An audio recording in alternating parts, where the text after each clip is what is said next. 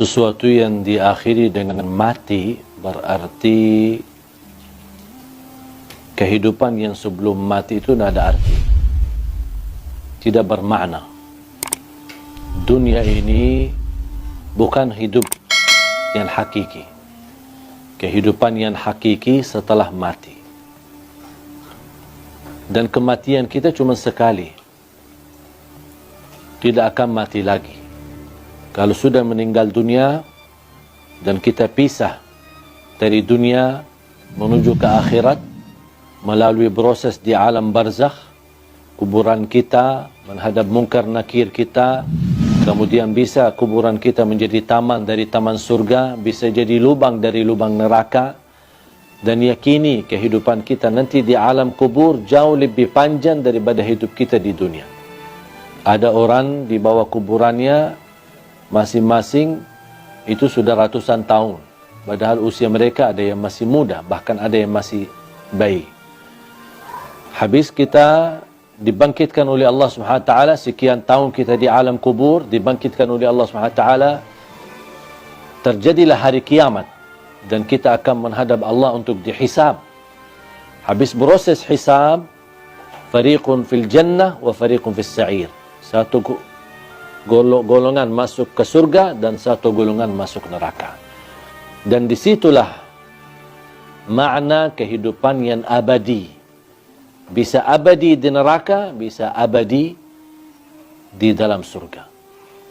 Kita sebagai orang beriman sudah dijaminkan kita tidak akan dikekalkan. Bagi orang yang berdosa dan bermaksiat tidak akan dikekalkan di neraka Jahannam selama dia membawa kalimat la ilaha illallah. Man qala la ilaha illallah khalisan min qalbih harramahu Allahu 'alan nar.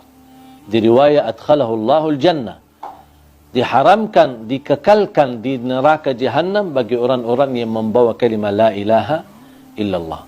Artinya kalau kita orang-orang yang suka mengucapkan kalimat itu tapi tidak mengamalkan isinya, tidak membatuhi aturannya, bisa jadi gara-gara dosa maksiat, kelalaian kita bisa menantarkan kita ke neraka.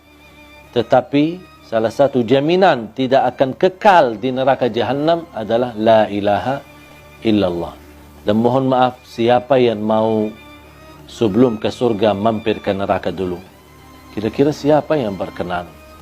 Kalau memang kita tidak mau mampir ke neraka dulu, jangan anda mengucapkan kalimat la ilaha illallah saja, tapi anda menjadi hamba yang batuhi dan taati.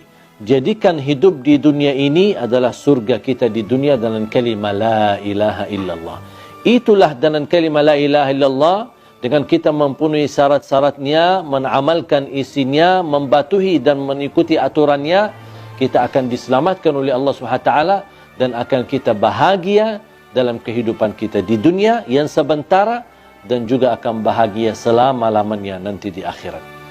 Jangan sampai dunia ini yang hidupnya sementara melalaikan daripada kehidupan yang abadi.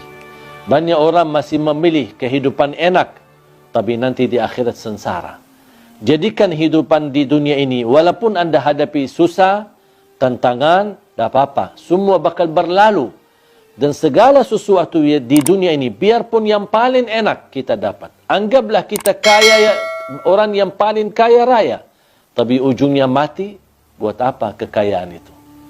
Buat apa kemewahan itu? Buat apa keindahan itu? Kalau saya akan nanti tinggalkan, akan menuju kepada kehidupan yang abadi.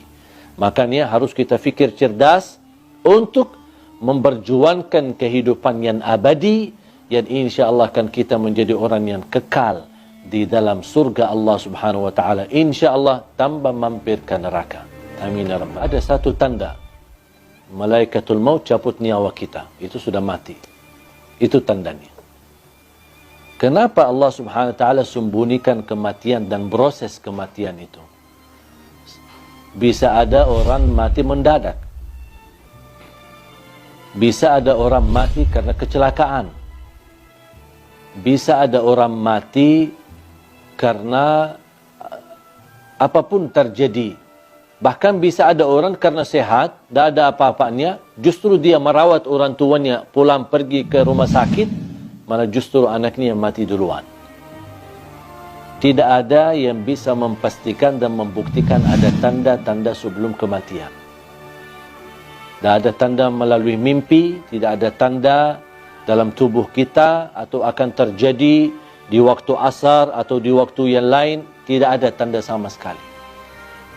Yang diberikan tanda kedekatan kematian adalah orang-orang yang tua, yang sudah tumbuh, rambutnya putih, sudah terlihat dari segi fisiknya lemah, dan banyak semakin tua usianya berarti sudah tanda mendekati kematian.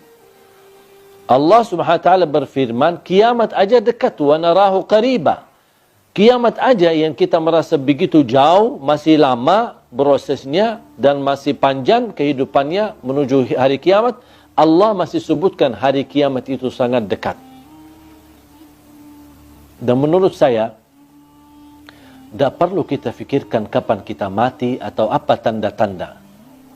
Tetapi yang perlu kita fikirkan, mempersiapkan diri menghadapi kematian. Apa yang semestinya saya lakukan untuk menghadapi kematian, untuk menuju husnul khatimah. Itu yang perlu kita fikirkan. Amalan yang baik, bertakwa, jadi orang yang berguna bagi orang lain, jangan menyakiti orang lain, jangan menzalimi orang lain, dan terus menjadi orang-orang yang selalu berbuat baik untuk dirinya dan juga untuk orang yang ada di sekitarnya. Jaga salatnya, jaga Qur'annya, jaga akhlaknya, dimanapun anda berada, itu semua menjadi tanda-tanda anda benar-benar mempersiapkan diri untuk menghadapi kematian. Kematian itu pasti kita akan ketemu. Tidak ada orang yang bisa terhalang dari kematian. Kalau ada yang berhak dan boleh terhalang dari kematian, itu Nabi Muhammad sallallahu alaihi wasallam. Nabi Muhammad aja sudah mati, sudah meninggal dunia. Walaupun di alam barzakh Nabi Muhammad SAW memiliki kehidupan khusus, bisa mendengar salawat kita, bisa menjawab salam kita, tapi kita tidak tahu bagaimana nasib kita. Yang menentukan nasib kita nanti di alam kubur adalah kita.